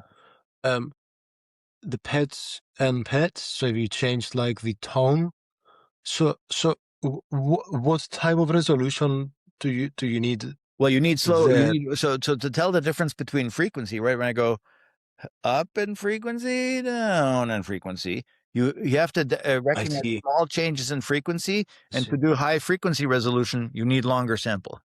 Yes, yes, yes. So That there's a makes sense. time frequency trade-off. That's the problem in signals, right? So you can either have high time resolution, then you have low frequency resolution, or you can have high frequency resolution, then you have bad time resolution. Mm. But insofar as you want both things, you have to sort of look at things from both lenses. Yeah. Yes, no, that makes wow. This is so I've learned so much in the last 90 years. There's a couple more questions that I wanted to ask you. Um, but before I ask you these two questions, I just wanna uh, ask something silly but that's kind of on my mind. Do people with ADHD have different um, tracking abilities and Mm. sampling rates than neurotypical people? I mean, yeah, that's a good question, actually. So I have not worked on this, but I have at least two colleagues who do. And the answer is they believe that there are some differences, actually. So, for example, I have two colleagues, again, one of my colleague, Annelise Giraud, who I've worked a lot with, and some colleagues in England, who believe that actually, for example, for dyslexia, Hmm. you have actually different small changes in the ability to analyze the signal in those different ways, actually. Hmm. So that there actually is a relationship between oscillatory activity elicited by speech signals and neurotypical or neuroatypical behavior. I don't follow that stuff so much, but I think people have Hmm. made claims about certainly about autism, about dyslexia, probably about ADHD. Hmm. I'm pretty sure it's been done. I don't, I sort of my general research strategy is to come up with some kind of strange hypothesis, try to make it reasonable, and then do something else. Like, Interesting. right. Um, there is well, it's kind of personal because Uh, I I'm really bad at reading right. things, but for whatever reason, I'm very good at listening to things really fast. Yeah. So, so also I have an autism and ADHD diagnosis. So I was just curious, and I've noticed this with a lot of people with ADHD. For some reason, they're able to we listen to audiobooks Mhm, at like 2.5 times speed, mhm, and we comprehend stuff. And then I get my lectures and mhm. I read them so slowly. So I usually put them onto like text to speech apps, then problems fixed again. Yeah. But anyway, I was just curious. The last two things I wanted to ask was one is about music and the second one is about babies. Mhm. So when it comes to music, do we process music differently than how we process um just everyday conversation? And is there any difference also in the streams, the dorsal and ventral streams, the way they're activated during this? Mhm. Yeah, yes, yes, and yes. So, the so at the level of the brain, there's actually clear differences, and there's interesting work on showing localized differences. So this has been a very rich tradition for a long time.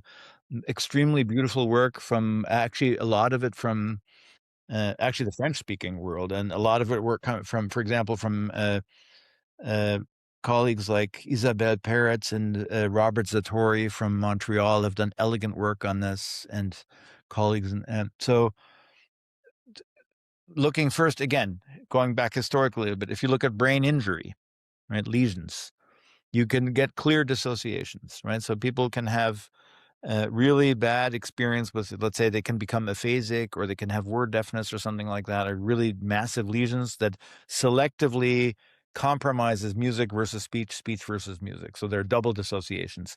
So the brain imaging, the brain injury literature and the lesion literature from neurology suggests that there are clear distinctions.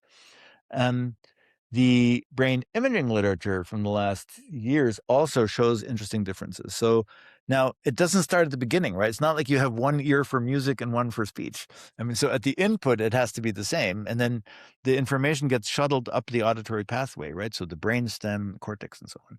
But then once you get to cortical areas, looks like there are some clear distinctions. And that sort of makes sense in the sense that in the language case, you're trying to map to words and comprehension. In the music case, that may be accidental too, but you deal with it in other ways. I mean, there's different there's different things you're extracting. You're relying more on rhythmic information, melodic information, harmonic information, timbral information, right? So there are clear differences between speech and music, both in the brain, in terms of brain injury. Nevertheless, both are extremely complex auditory signals. And now just to sort of related to what we were just talking about, remember the modulation spectrum, right? So you record our conversation, you look at the envelope, you calculate the mean rate of the envelope, it's 4 to 5 hertz. Let's do the same thing for music. I mean, so I have done that, obviously, so otherwise I wouldn't tell you. So I've had a few, postdocs work on this kind of problem. So if I record many, many different kinds of music, different musical styles, different musical cultures, and I do the same exercise, the mean rate of music is hugely variable. So it's a little bit funky to talk about, but let's assume we can do some generalization. The mean rate of music across instruments and styles is between 1 and 2 hertz. So let's say it's 2 hertz on average. So if it's 2 hertz, that's much slower, right, than speech in terms of the modulation rate. 2 hertz is 120 beats per minute, by the way, right? So that's the rate of staying alive, right? So when you're giving someone compression, staying alive, right? That's the way to remember it for heart compressions. So that's the mean rate. We do it at school. Yeah. Just I have some next year. It's like I do it every year. I don't know. I have my qualification too, but I guess we just need to keep doing it, which is fine. Yeah, I think it's good. So music is faster than your heartbeat, but slower than your speech. When you look at it from the point of view of modulation, that's the rate. And music, by the way, also is a signal that oscillations entrain to the musical signal. So one of my former PhD students did a beautiful dissertation on brain oscillations and training to music. So brain oscillations and training to we talked music. only about the brain oscillations tracking speech, but they also track music because it's just a mechanism. Yes. It's like part of your operating system, right? So your operating system says, I have oscillations here. I need them to do something. Okay. So is it possible for someone to comprehend a piece of music easier than comprehending an everyday conversation? But is that due to the difference in hertz being inherently lower on average for music, or is there more reasons for Well, that? I mean, I think that's a kind of a strange question in the sense that what does it mean to comprehend music? I mean, you can listen to music at any rate. You Yes. can listen to speech at any rate, right? Yes. But of course, there's a very different. I mean, there's some very deep differences in the sense that the mapping to words, which is one of the deepest mysteries in neuroscience, actually, that's the mapping to it. Like, how do you get to words? What does it mean to store words in your head? That's the thing I'm interested in now. That's what I'm trying to study right now, because that's completely unclear, actually. Totally unclear. We talk about it as if that were an easy problem, but it turns out to be a very hard problem. So, but So music, what's the way you don't necessarily do that, right? So in music, you can have associations. You can think of like, oh, this is about, the sunset, or this has a certain rhythm that makes me want to dance, or this is very slow and sad. And so, but I mean, there's no particular mapping of the same kind, like the way there is Mhm. in speech. So that compares, so you can compare the signal, like the property of the signal itself from the physics point of view, but from the point Mhm. of view of the cognition, you have to think a little bit differently because the list of the parts is quite different, right? So what's the way you're going about thinking now about this problem of mapping words? Well, I mean, so I have the way I think about this in general, right? So I've written about this, right? So I call it so there's two problems, and they have, and I have had I've done a pretty bad job about naming them, but one is, we call it the maps problem, and that's just making Mhm. maps. What we were talking about at the beginning, like the dual stream model is a maps. It says, okay, this part is for this part is for this. Here is, Skiathos, and here's, I don't know what, Mykonos is over Mhm. here, and I try to Mhm. make a map, okay? And I Yes. try to figure out, so that's now a very different kind of problem is, well, I now have a list of the primitive parts of my neuroscience apparatus, and I have a list of the primitive parts of my language apparatus, right? Mhm. And my job is to actually map them to each other, or let's call it an alignment problem, or Mhm. a linking problem. And Okay. so the way I go about this is I try to say, okay, what are the things that are on principle, on logical grounds, known facts about what it means to be a word and to know a word? And Mhm. that's turns out to be a little bit more complicated than one thinks. So there's a lot of parts to that. And then my next question is, okay, and now what are all the primitive parts of neuroscience? So for example, protein, neuron, oscillation. Like what are the, and now the job is to, well, how are these supposed to be actually mapped on top of each other so that Mhm. so that they have an explanatory relationship? I mean, I can have some correlation, right? I can say, oh, we're speaking to each other, and I'm going to do some brain imaging, and then what's going to happen is the brain activation that is a consequence of our conversation is here and here and here, and it's going to be everywhere, right? So everywhere is active. Mhm. But I want to know is, well, how does it actually work at a mechanistic level, like the way you would want to do it in, in any other science? So how is it that this group of cells, or maybe it's a network, or maybe it's a single cell, or maybe it's a protein, is the underlying mechanism that allows you to have X, Y, or Z in language? So how do you actually establish the linking hypothesis, or the mapping between the Mhm. parts list, the parts list of neuroscience and the parts list of cognition? That's the harder problem. I think it's a hard problem, and but that is how I try to go about uh, trying to think about these things. Wow, this is so interesting. So, so we have, so we're trying to link the neuroscience side of things. So mechanistically try to explain how, um, well, words get stored in our head and acquire some kind of meaning. Hmm. That I mean, makes sense. look, you have some word in your head, right? What's your favorite word? What's the word you use the most? I don't know, malaka, probably. uh, So, well, no, but let's go with that. and you have to go right, and you have to. So you have an entry for that, right? So it has a sound. Yes. It has a Hmm. sound pattern.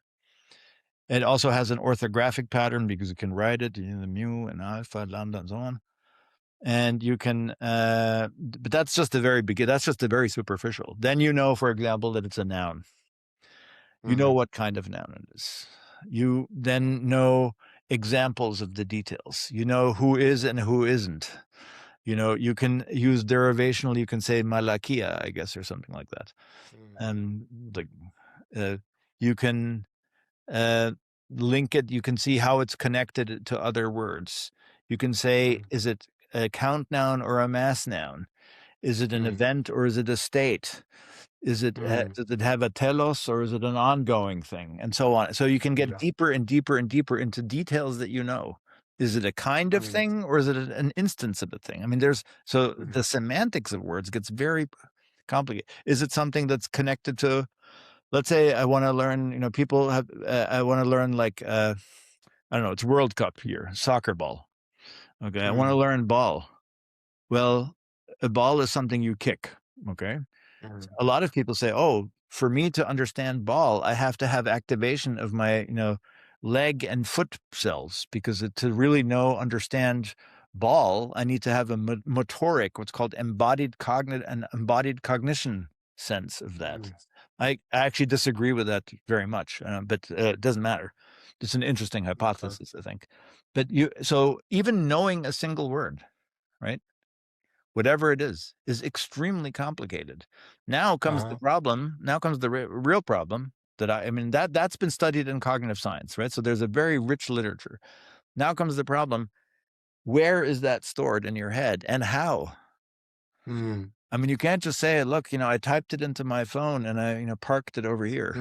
mm, mm, mm, And in fact, this is not just a problem for language. This is a more principled problem for neuroscience. So our understanding of storage is very problematic. I mean, we have a sort of standard theory. It has to do with information is stored in the pattern of connections between cells. mm, And that's called the kind of the synaptic theory of memory. And that's an yep. interesting one. And there's a lot of things to recommend it, but that also has a lot of problems and shortcomings. So we are really struggling in neuroscience and cognitive science with a more satisfying theory of how information is remembered. And so our job is to try to figure out how to even sort this out. That's the idea. Was I'm aware of time. I don't want to keep you here forever. Maybe you should stop saying interesting things. I was just wondering, uh, what's the shortcomings for this theory? Um, I mean, look, again, somebody who you would enjoy talking to, who is really, really a serious cognitive scientist and a brilliant person, who was the first person maybe to really point out some problems with the standard model, is Randy Gallistel. okay. Galli, Gallistel. His name is actually Charles R. Gallistel, but he goes by Randy Gallistel. He's a Mm-hmm. retired, actually now an emeritus professor. Mm-hmm. He has written a series of papers extremely provocative and extremely Mm-hmm. smart, challenging the basic notion of the standard theory because it's for many reasons. So for partly it has to do with, for instance, the stability of memory. You remember things over a really long time. But biological tissue of this kind is very labile. It changes, it does this, it does that, it does the other thing, it degrades. So the persistence and stability of memories is very difficult. How do you actually encode detailed information in the connection of two cells? What's the digital code? If I say cat, okay, where's the cat? Is it just a bunch of features together? What then you have to owe me a theory of the features. Does it actually express relations the way I know relations work? So if I say cow milk. Uh, does that mean it's the milk coming from the cow, or that you're drinking cow milk, or that you like cheese, or so it's totally underspecified with respect to all the complicated stuff that you know. So we need a much richer theory of how stuff is implemented. Maybe it's structural changes, maybe it's genetic things. We don't know. But Mm, I recommend talking to Gallistel and reading. I mean, it's very clever, but it's very provocative and it's very unpopular because the majority of neuroscientists, the huge majority, believes that we actually pretty much have a good idea of how memory works. mm, And then there's a small group of neuroscientists, including me, who do not believe we know how memory works. So mm. you know, And you also said you're not very fond of the idea when you gave the example with the ball yeah, and yeah. Embodied cognition. I'm not super fond and of embodied cognition. um, Partly because I think it has a lot of empirical problems and also like explanatory issues that what the fundamental notion is that to have real meaningful understanding of stuff requires a connection, a kind of embodied sense of the experience. Now, mm, that's not to say that we don't have an extremely rich sense of our body and that the connection to parts of the body aren't fundamental. mm, But I have problems with the notion that the representation of concepts like Mm, stuff that you know in your head, like the knowledge is necessarily also a physical feature of the information. mm, And so, like, so suppose, if you don't have a motor cortex, for example, let's say you were born without a motor cortex, sad, you sit in a wheelchair. Does that mean you don't understand basketball or soccer? mm, That seems mm. crazy, right? So there's a lot of problems with the details of that theory. How to put concepts together, the so-called problem of compositionality, I think is very difficult. So, I mean, it's a very popular, maybe the most popular theory.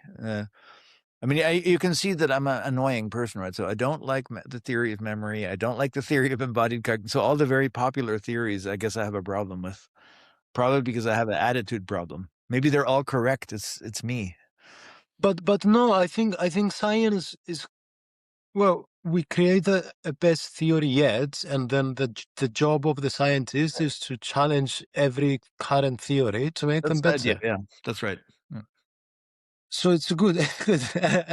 Okay, my last question was about babies and how in a newborn or in a 3-year old, 4-year old, how does language processing differ? How does all these things we talked about today differ, if at all, like sampling rate and the Mhm, tracking and all and the resolution mhm. and all of this? How does it change over time? Yeah, I mean, yeah, that's good. I mean, again, there are people who do absolutely wonderful work on this kind of stuff, on the acquisition, the very early acquisition. So, first of all, let's be clear: there's a huge difference between in utero, right? So, what you come with, what you Mhm, experience in utero, and what you're born with. What is just innate, and then mhm, what happens during the first year of exposure, and then what happens until you're a toddler and you're 3 or 4. So let's start at the far end. By the time you're 3 or 4 years old, for all practical purposes, you're like an adult when it comes to, of course, there are mm, special cases and complicated things. And yes, 3-year-olds are not like adults. But from the point of view of the sort of machinery and grammatical knowledge, kids are, fully developed at that point. They can, so, uh, uh, technically speaking, a 3 to 4-year-old is sort of the end state. There's lots of more development, and there's, all kinds of interesting things. But let's you really are very sophisticated. Like you listen to a 4-year-old speak, right? They're mhm, very complicated, and they can understand mhm, everything. So they basically have the engine is ready, right? The engine is fully there. The interesting thing, a bunch of interesting things happen in utero. So the auditory system is online basically in the last trimester. So month 7, 8, 9, you can hear basic things, which is very interesting. But remember that you're inside of a ball of liquid with a lot of membranes around it. So you don't actually hear everything. You hear only very low pass filtered things. You hear, of course, the heartbeat of the mom and the stomach sounds. That's must be very loud because you're right next to it. And then you hear low modulation frequency things, bum, bum, like basically, let's call it sort of the rhythm, basically. You hear rhythm of the outside world. You hear it well enough that when a baby is born, the newborn can distinguish between the speech rhythm of the mother versus someone else. I mean, so it's really, taking that information, and it's incidentally low frequency information, low sampling rate. So that Now you okay, so now you're born and you have a pretty sophisticated system, and your right hemisphere is already a little bit more developed, and you already have low frequency sampling, like syllable rate sampling. Now, during that first year, so from 0 to 1 is when all this here's what happens is you become the listener of your own language, right? When you're born, you don't know where you're going to grow up. You don't know whether you're going to grow up in, Saloniki or München. So you don't know what's going to be the inventory of that language, and you have to learn it. So during the first year, you stabilize your phonetic repertoire, right? So what are the vowels of your language? Does it have I, E, O, U? Let's say I'm speaking English. English doesn't have Ö, Ü, E, and those vowels. German does, Swedish does, Dutch does, and so on. Right? So you have to learn the vowels, you have to learn the consonants of your language, and you have to learn the so-called phonotactic relationships, what can go together, and the syllable structure. So during that first year, you go from a universal listener, because you can be dropped off anywhere on the planet, to becoming a listener speaker of your native language. So that's all Mm, happens in year one. And mm, then you basically, and at the end of year one, you can see the kids start to basically around 12 months, the first single words come out. mm. Sometimes a little earlier, but some distribution, of course. And then so between year 1 to 2/3, there's a rapid development. Now all the infrastructure has to be available. You have to be able to comprehend and produce as much as possible, otherwise the whole thing doesn't work. So at the year one part, when you said you go from a universal listener to a specific language, Yeah. so does that mean that you also suppress um, certain ways, let's say your mouth can move in order to be able to produce certain sounds that are popular in your language? Yeah, I Or mean, you, that's right. I mean, so what you establish again is a kind of mapping thing. You establish the mapping from your mouth movements, your articulator movements, yeah. tongue, lips, and so on, jaw, to the sound output that's part of your language, right? So you have to learn. My language has the vowels "u," so I Mm, have to be able to make my lips round or something like that. So you have to establish the mapping from so it's sensory motor learning, right? It's learning to move the motor system to generate the right sensory output. Um, yeah. so uh, it doesn't mean you necessarily lose the ability to actually Right. you don't lose articulation, but it's the specific mapping. So take the case of a famous case that's been studied a lot is the Japanese R and L distinction, right? So in Mm. Japanese, that particular distinction of liquids is not made, right? So R and L are actually fused into one sound. Yeah. Right. So, How? well, this is just, I mean, they're not distinguished, right? So they're quite similar acoustically. So Okay. for you, uh, Rob and lob might be two different words, but for a Japanese native speaker, Rob and lob are the same word. They sound the same. They sound the same, and they in fact sound the same, right? So you group that in for that. What is an acoustic difference? You group together. Uh-huh. Um, and in one language, you create basically classes of speech sounds.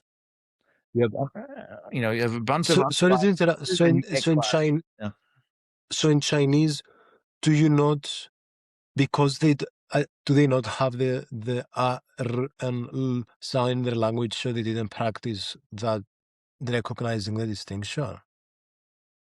Yeah, I mean, so for like the Japanese is so the Japanese speaker who doesn't have the RL distinction.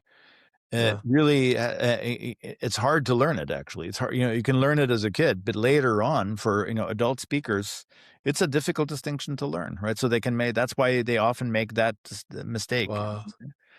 right? So because of course you have a period where you can learn very flexibly. Your brain is basically optimized for learning. But then a so-called critical period.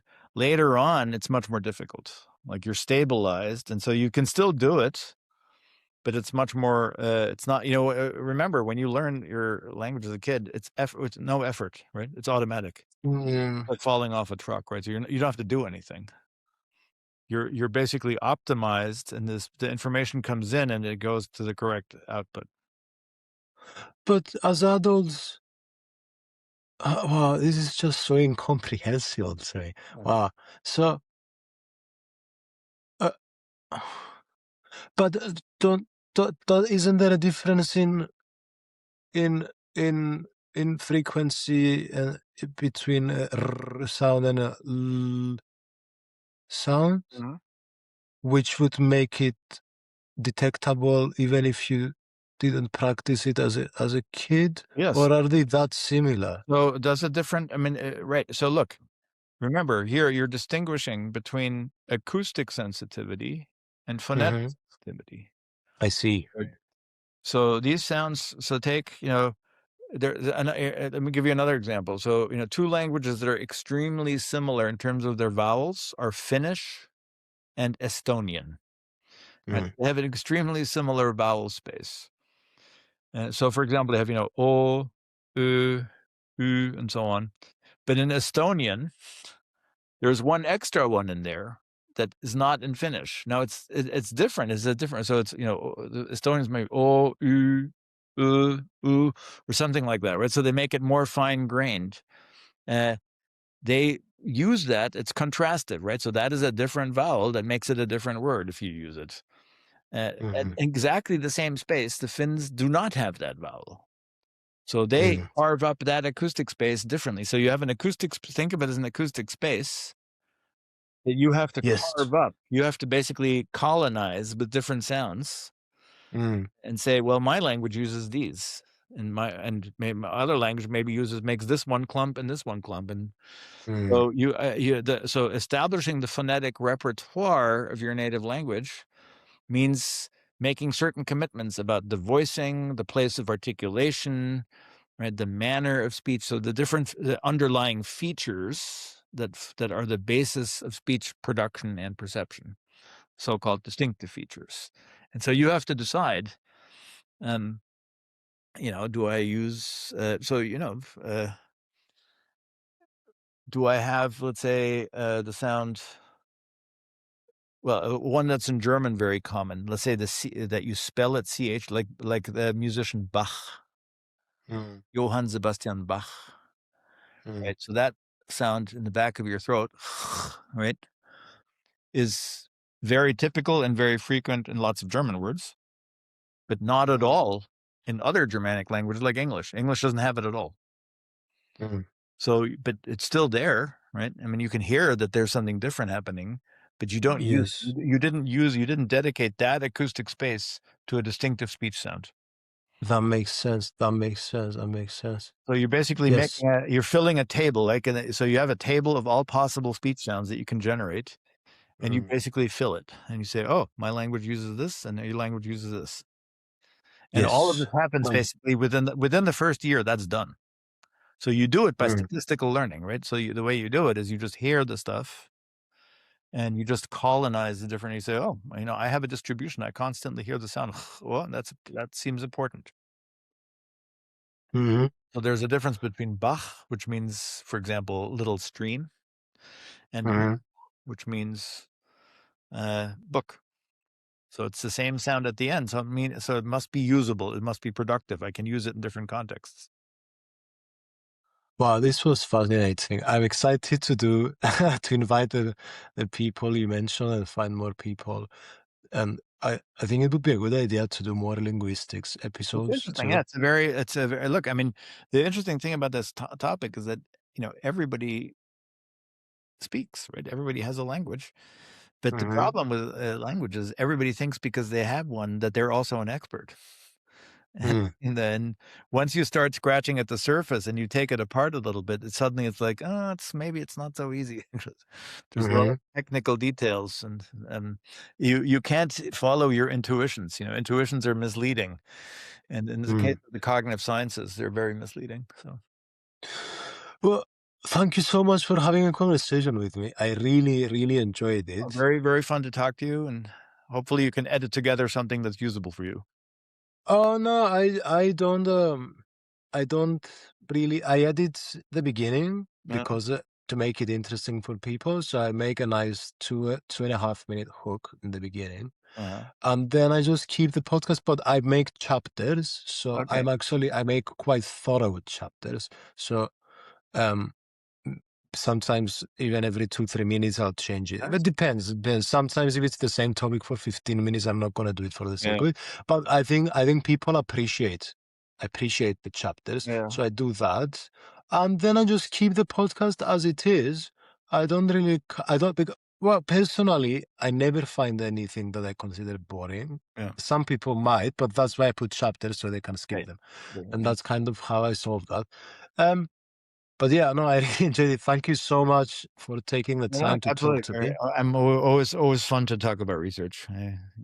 Enjoyable. Thank you so much. Well, I will send you the episode once it's out. It might take me, I'm going to publish it either in May or June just because I have exams. Also, I have so many episodes that I have not published, Of and course.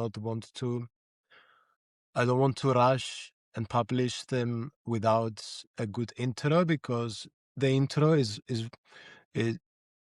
really helps people to stick to the whole episodes. I Yeah. can see it Yeah. like with my retention stats and analytics Yeah. on YouTube. So yeah, and also like making a nice good job for the videos. Yeah. But yeah, we're all done. Thank you so much. Thank you. I Yeah, hope you it's have really, really a nice to great talk rest to of you. your day. Enjoy. Good luck with it. Good luck with your exams. Thank you so much. All the best. All right. Ciao. Bye Bye-bye. bye.